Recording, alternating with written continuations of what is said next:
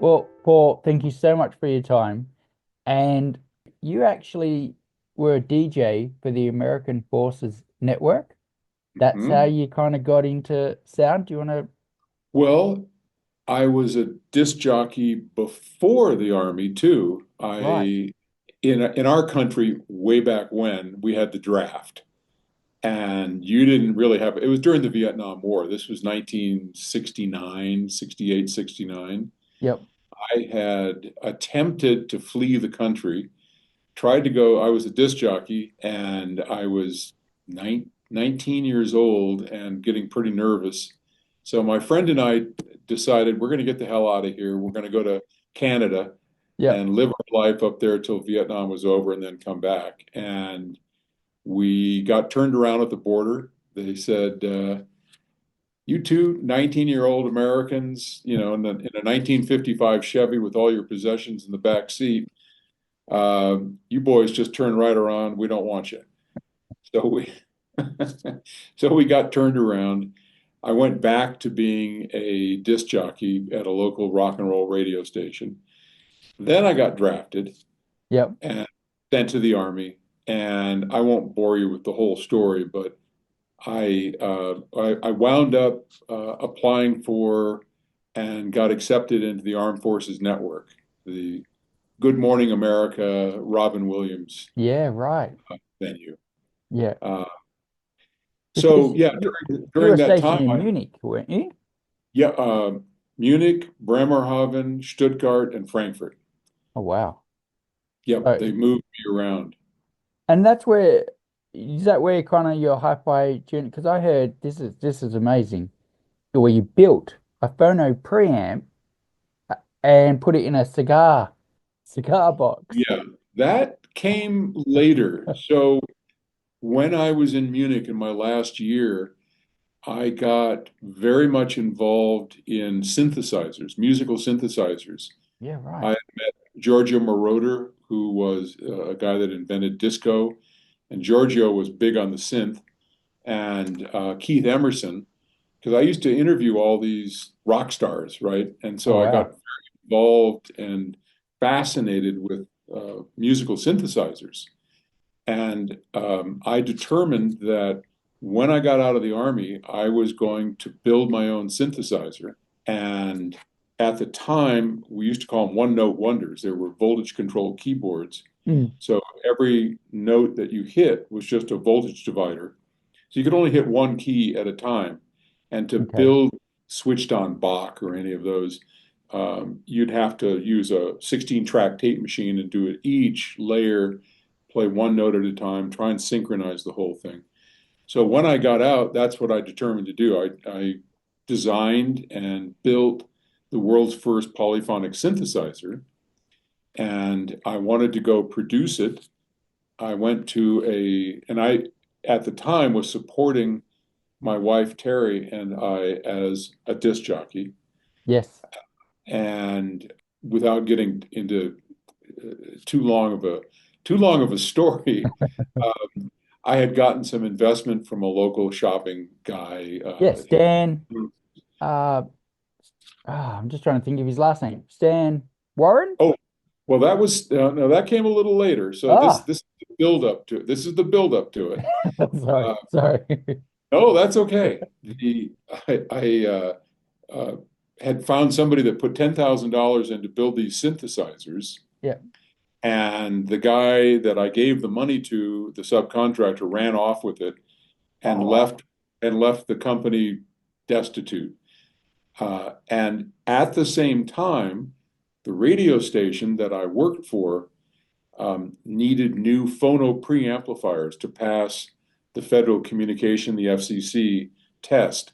The noise levels were way out of whack. yeah. So they hired me because I know electronic stuff, right? And so they hired me to build these phono preamplifiers, which I did. I designed, actually stole it out of a book, and designed these little phono preamps. And so meanwhile, my synthesizer company is collapsing, and I have these phono preamps. So I wanted to take those and see how they sounded. I didn't have any test equipment.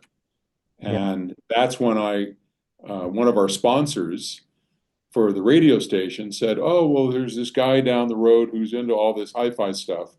His name is Stan. He's a waterbed installer.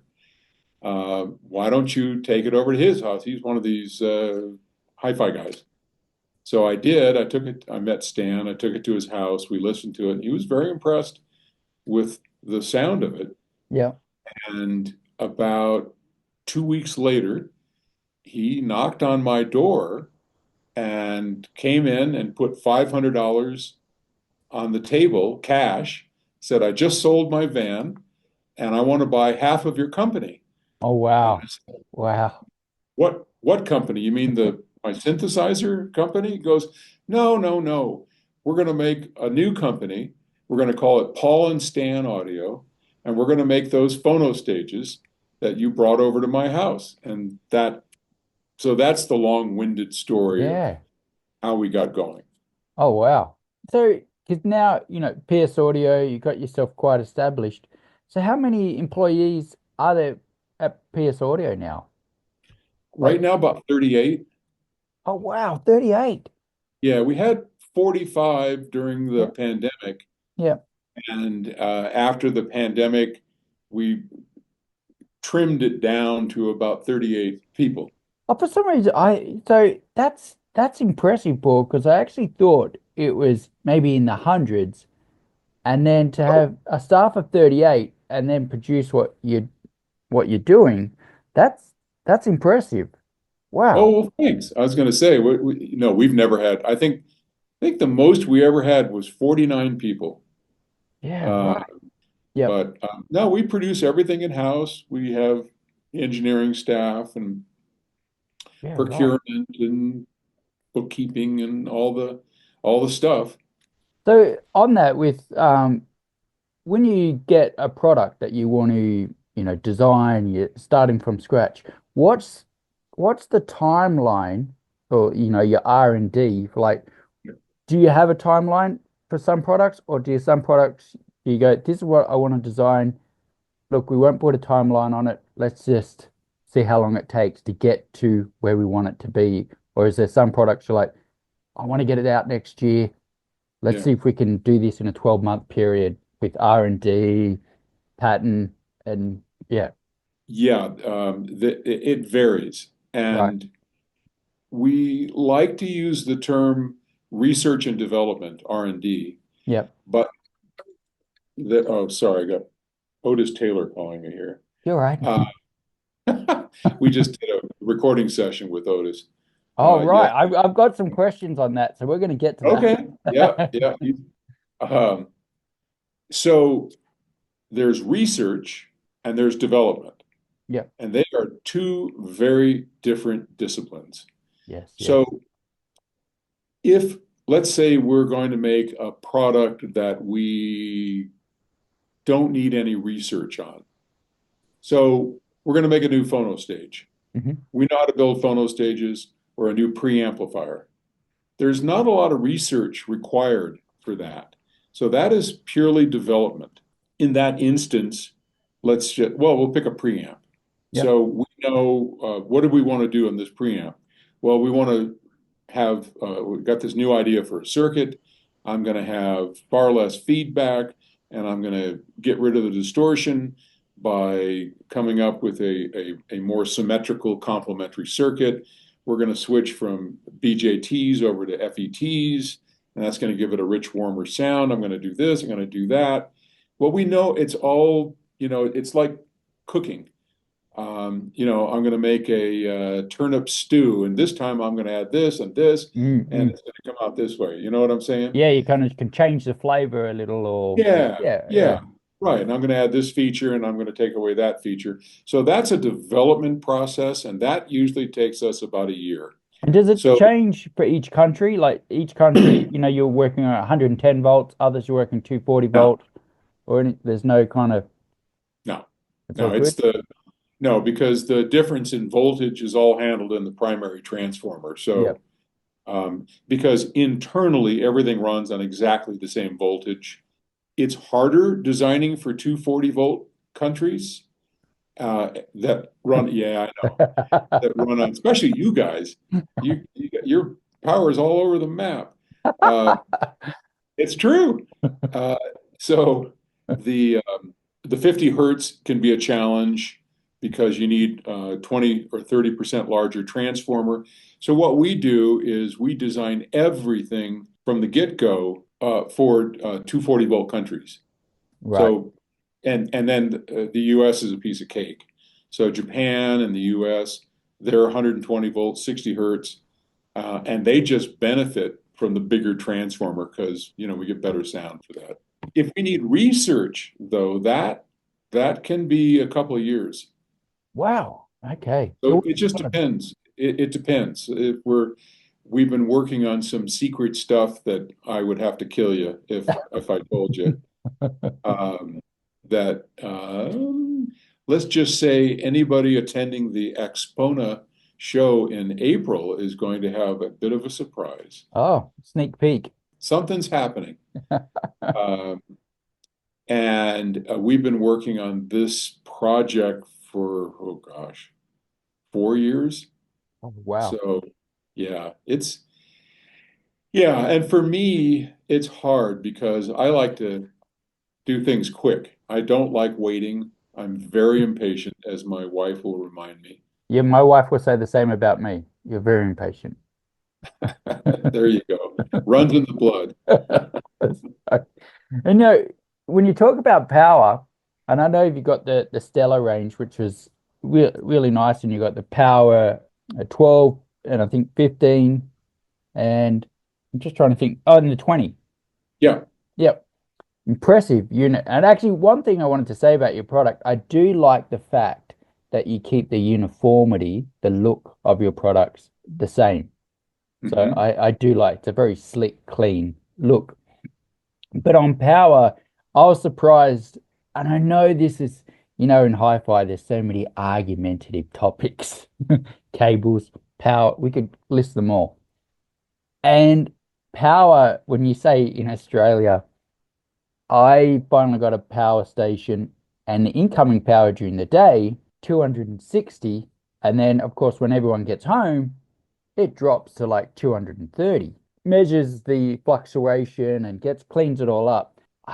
And again, I know it's an argumentative topic, but I actually did find a bit of a difference once that power was cleaned. All that EMI and RFI, it's all been cleaned up and it's not getting into your motherboard. I actually noticed a little bit of a sonic difference. And I know it varies from town to town. You might not get those interferences. Yeah, and there's a bunch of reasons for it, especially if you're using a regenerator, like our power plants. It's not so much the cleanliness of it, it's the regulation of it.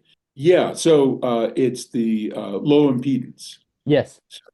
When you have say a power amp or any kind of device on the drawing power and playing music, you can actually take an oscilloscope and put it onto the power line, and you can see the music. You can I mean, if you take a low pass or a high pass filter and cut out the 60 hertz, everything above that, you can actually hear the music right on the power line, and it Mm. transmits all the way over to the transformer on the pole near you. That's the kind of thing that changes the way our two-channel systems sound. And if you run it through a power plant regenerator, the impedance is so low you can't see any of that. You put a scope on there and it's nothing but a clean 50 hertz sine wave Mm. because it's got an active power amplifier powering that circuit with that low impedance. So that helps a great deal.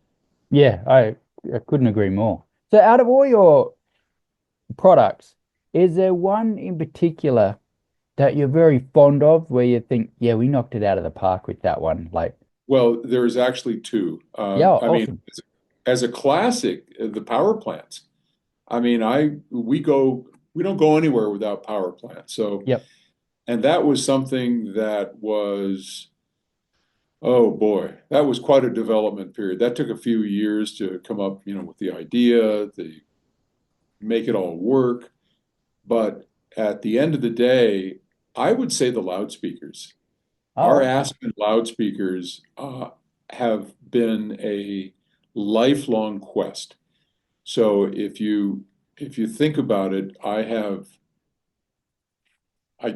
it's inappropriate to say, which never stopped me from saying something, but it's inappropriate for me to say that I've had to suffer through speakers, but it's true. Even the Infinity IRS-5s that I had and loved and lusted after for so long, Yeah. the, they had their problems and their difficulties, and nothing was ever perfect. Yep. And I tried making my own speakers, and it wasn't until Chris Brunhaver came and we conspired together, and Chris created the Aspen series that I still to this day walk in and just this big shit-eating grin comes across my face like, yep, here we are. I mean, I don't want any more. Yeah. That's rare for me because Yep. I'm a hound. I always want more. Uh, and in fact, the only other thing I want from Chris are subwoofers. Right. And as good as the Aspen FR30s are, I mean, they go down to 24, 23 hertz, Jeepers. which Yeah, is right. plenty of bass. But as I've talked about on my videos before, where you place your speakers in the room for best imaging and tonal balance is not necessarily the best place for deep bass because, of course, rooms have these, standing waves, and dips, and bumps, and they're from a bass standpoint, they're a nightmare.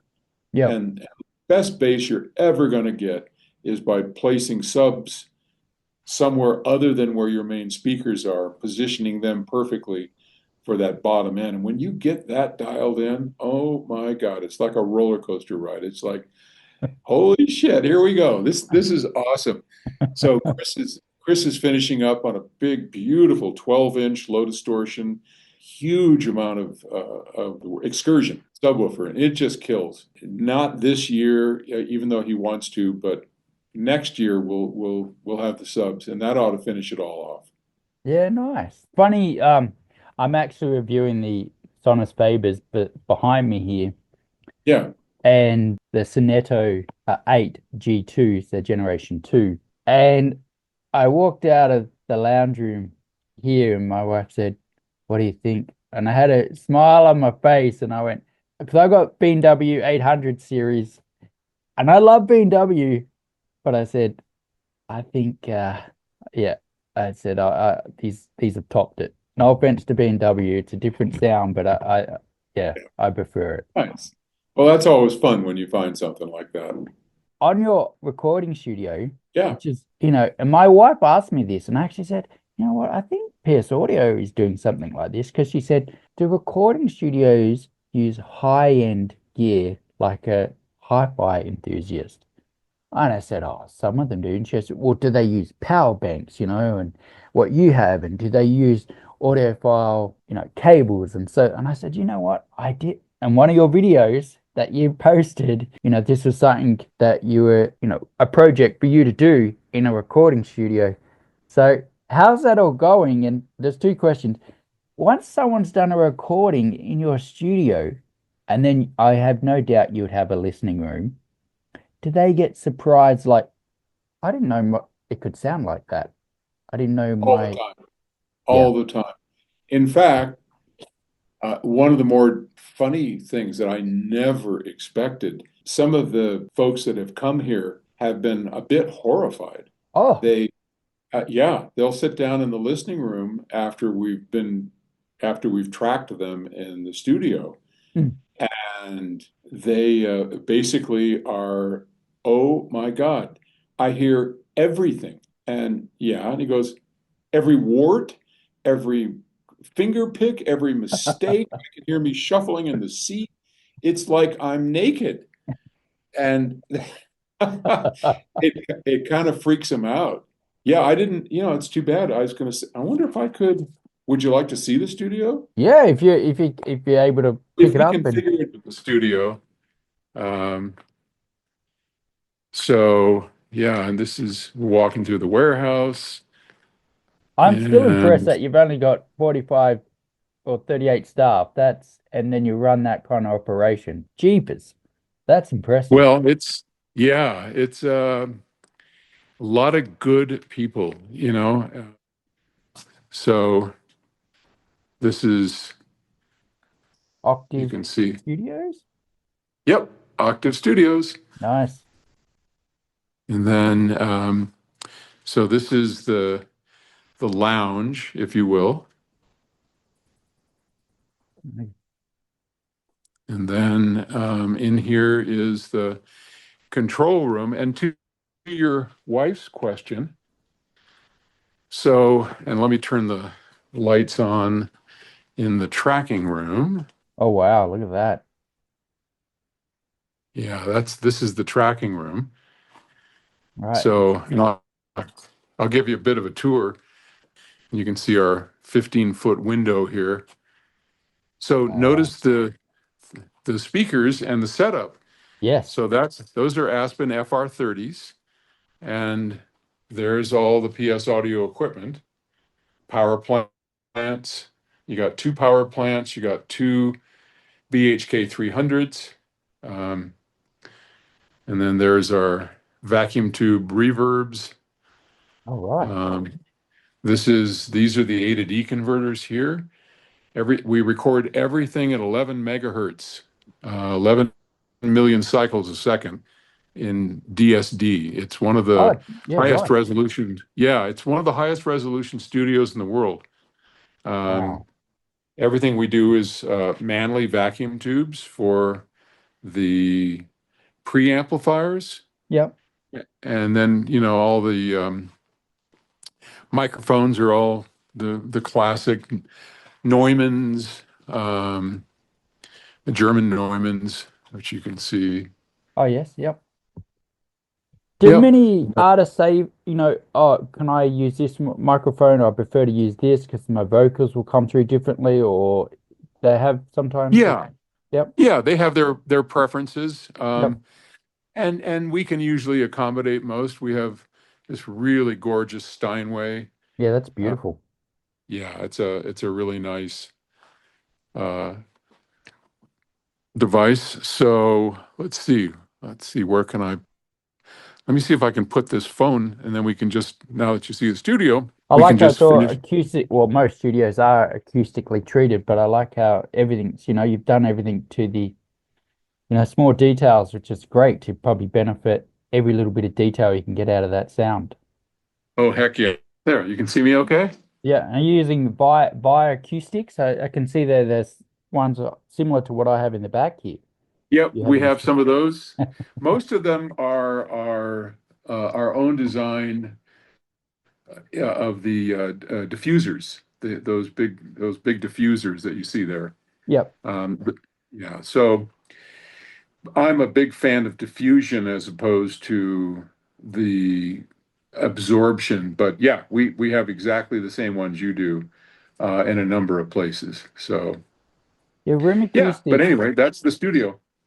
is amazing how much room acoustics adds to the sound and the reflection points. I wasn't getting much sound from my right speaker until I took care of that reflection and then all the details started to come through. So Yep. and on that, yeah, so when they go into the listening room, are they, as you said, they pick up so much detail. Does it change their perception of how music or sound can be, how it's interpreted? I think so. Certainly for audiophiles, and for some musicians too. Yeah. Yep. They most musicians are not audiophiles, though they seem to love it. The Our listening room, which if you want, I can run you downstairs and you can see the listening room. Would that be interesting to you? Yeah, that's okay if you don't mind. I'd love to see No, where they go to actually listen to it and where they sure. get quite a shock of like, I didn't know my music could sound like that. Well, absolutely. I remember you doing a video, and congratulations, I think you've got over 200,000 followers. That's amazing. That's awesome. Yeah, it's amazing that there are that many audiophiles in the world. So I was saying that to someone about my channel. I said, I don't want to be pretentious about it because sound is subjective and how, there's so many different brands that will suit your listening needs. And I'd rather get people into hi-fi than, come across, I want people to enjoy it and listen and go, I never knew my music could sound like that. And I Yeah. appreciate because someone said to me, "Oh, you got Macintosh gear," and I said, "My audio journey's been over 20 years, and I love the fact that I've swapped things out or I've changed things, so I've got to appreciate the changes. And some changes haven't made any difference, but it's made me appreciate different brands and different sounds." Sure, absolutely. Get out of your way. No, no, you're gonna have to say hi. Hello, hello. I can't Hello. see. This is Chris Brunhaver, who designed the speakers out in Australia, if you can't tell from his By butchering accent. of the American language. Are you doing some work together for Octave or? No, he's it's his podcast. He's a reviewer. Oh, you're kidding. No, so it's just it's a podcast, and I thought we'd take him down and show him Oh, the please. music room. Yeah, Yeah, yeah. This is where the action happens, I guess. yeah, yeah, yeah. He wanted to And see what it looked like. yeah, yeah. I was they'd had 20s in here and I hadn't seen those in a minute and I was checking them out. So Nice. yeah. Yeah, I was just well, saying to Paul, Chris, that the people that record their music, they must get quite a surprise when they listen back to the recording it, how good their music can sound on a really high-end system, and be Mhm. quite surprised that my music, it sounds like that. That's amazing because, yeah. Yeah, it's funny. Most musicians aren't audiophiles. You know, yeah. there's very few that are. I was never a successful musician. I did go to a music performance degree in college doing classical music on upright bass, double bass. But I don't know. I think it's a pretty Yeah. rare person that's a musician who also listens to high end gear. Most of them, it's not that they wouldn't enjoy it. I think it's just an experiential thing. It's just not something that is really on the radar for a lot of people. Yeah, I So agree with you, Chris, because I on Insta I follow this pianist, and I just out of curiosity said, "Hey, what kind of sound system do you have? How do you listen to your music?" "Oh, I just stream it via my headphones, my Your AirPods." phone, yeah. Yeah, and yeah, I'm like, yeah. ah, Yeah, personal audio and headphones are huge for people, but yeah, it's just so I like bringing people here when I can just to because it's just if you don't know what you're missing, you don't you never really think about it. Yeah, So exactly. so it's fun to yeah, to connect those two things, especially having it in the same building with great recording stuff and hopefully great playback here. Yeah. So yeah. yeah, It's really nice to Yeah, it, so I'm going to give him a little bit of oh a please. view here. Yeah, This yeah, let me get out of this your way. is that's all right. Thanks, Chris. thank you, Chris. So this is the main listening room, and you That's can see awesome. that we have a similar sort of wall treatment. Yep, Those are the FR20s that are set up, the dark ones, yep, with the planar mid-range and tweeter, and then those are the FR30s, my favorites. And the FR5s and 10s are back there. And same sort of setup here. We've got the BHK 600 amps and then power plant P20s. So I hope I can't, because my phone isn't turned around, I can't really see what you're seeing, but no, that's good. I can see it all, and it's okay. an awesome. Geez, it's an awesome setup, and I'm sure a lot of artists must just be like, "Wow, okay." And Well, more than just artists. Yeah, more than just artists. The audio files that come here are just absolutely blown away. We don't fail to drop jaws when they come and check this out. So really fun. I don't want to keep you too much because I know you got 40. Yeah, So, I'm gonna have to. I've got to go on. People start running after me. But Paul, I just what? want to say thank you so much for your time. I know how busy you are, and I really appreciate you giving me your time this morning. So, thank you so much. It really is appreciated. It just My pleasure. thank you so much. It's really appreciated. Yeah, So, and good luck with your channel. And let's see if we can't get you a pair of Aspens yeah. to audition. I think you're going to be kind of yeah. Okay. Yeah, well, my room's, I try to get it acoustically treated. It's not going in, a dining room or my bedroom. So hopefully, No, it's okay. They're pretty room insensitive, so I think you're going to be tickled. okay, you know what? That'd be absolutely awesome. I look forward to it. Look, I'll stay in touch, but thank you so much again for your time. I really appreciate it, Paul. All right, All right, cheers, thanks. buddy. Thank you.